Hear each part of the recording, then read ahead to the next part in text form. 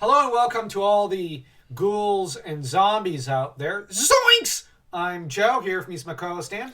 Hello and greetings. Jinkies. This is the Mystery Inc. podcast, where we'll be examining the Scooby-Doo on Zombie Island movie, shot for shot. Let's break it up and search for clues. Yep. So, jeepers, let's get going. The movie starts off with the exterior shot of the castle, with very, very dark colors. This is a very traditional type of intro. Well, not intro, but this is a very popular trope with horror fiction. This somewhat started, in my opinion, with the Frankenstein 1930s movie, or at least the impression people have of it. You know, castle on the hill, lightning strikes it, and whatnot. And the thing is, as much as it's a trope now, those Universal movies were great. And they're perfect. There's a reason they're classics. And so here, the lightning hitting the castle, it's supposed to convey an air of menace and danger, which is off but by the fact that this is a Scooby-Doo movie.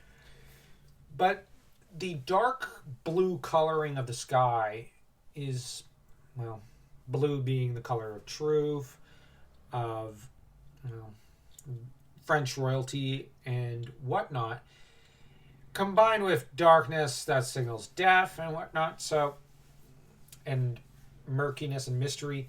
So we have there a double message there. There's a mystery, there's death, but there's also truth to be found if you look hard enough, if you squint. As though you had lost your glasses, because you can't see without your glasses. I had to crack that joke. This movie is chock full of nods to the original Scooby-Doo classic era, which was great. A great era. I agree. Scooby-Doo was really good. It's a classic. Then they slowly start to do the credits and show us the interior of the castle. It's almost cathedral in its scope and beauty. But as it's at night, there's a creepy aura to it. And when we first see the gang, you've got the monster, or the guy in the mask, the hooligan, who tears apart the door with his bare hands, showing just how buff he is and how often he goes to the gym. Seriously, if his name isn't Arnold or Stallone, then there's something wrong here. I'm just saying, because he tore apart that door with his bare hands like it was nothing. You wouldn't want to get caught by him. How are they supposed to catch him if he's that strong? Yeah, Scooby-Doo. Yeah, fair enough. In turn, he discovers Freddy, Daphne, and Velma, who are all shaking, scared, and whatnot. They run off, and Shaggy and Scooby freeze up, only to try to run in opposite directions, like they often do, which is itself pretty funny. And it's a trope and a classic with this. This is Scooby-Doo. What can you expect other than those kinds of shenanigans? Yep. Shaggy runs in one direction with the monster after him. He runs into a room, and this is where it gets very classical Scooby-Doo, where he closes the door and has about half a dozen locks on it and bolts, and proceeds to lock with the key as well. What kind of door has that many locks? I don't know. It looks like a bedroom or a study or something. So obviously the previous owner probably liked his privacy. Or her privacy, just to be fair, because it could be a chick who bought the castle. I'm just saying. And humorously, Shaggy just goes to run to the other door, where the monster basically teleports, Jason Voorhees or Michael Myers or Freddy Krueger style, and he's going to open the door and discover the monster there. Now, what's interesting is that the voice actor is the same one as Fry from Futurama. And he was supposed to come back for the next few Scooby-Doo movies, but turned down the role for Futurama, which turned out to be a smash hit in its own right. And he proceeded to then do half the voices of the Futurama cast, such as, I think, Farnsworth, Brannigan, and of course, Zoidberg. So, obviously, very talented actor. We were lucky to get him for, us Scooby-Doo fans are lucky to have gotten him for at least one movie.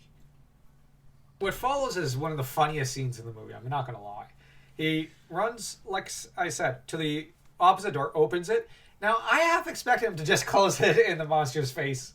It's something that has happened. But instead, he turns around, goes to pull out the doorknob, forgetting in his terror that, He locked the door. so tightly that I don't think anyone could get in except maybe a locksmith. And even then, that would take him a while. And then he Tears off the doorknob. Goes pictures it behind him as he runs off, and the doorknob Hits the monster on the head, making him groan in pain.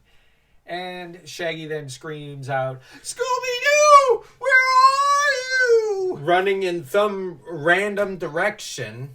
Yeah, I love how they then do that to segue into Scooby-Dooby-Doo, and we get the theme song. Yeah. Which we'll get into the differences in the music there and a bit further into the movie in our next video. Tell us what you think here of this video. Honestly, we've been waiting quite a bit, and we just had so many other things we had to do in the past few weeks before we got to this. But this was just such a blast to record. I agree. I'm not going to lie. The Scooby-Doo on Zombie Island movie is one of my favorite animated films. It's just fun, like pure Scooby-Doo fluff. But I like that it gives you a sense of closure towards the characters and whatnot. It's a very beautiful film. Anyways, like I said, tell us what you think. And don't forget to smash that like and that subscribe button as though you were a certain monster tearing apart a door. Scooby-Dooby-Doo!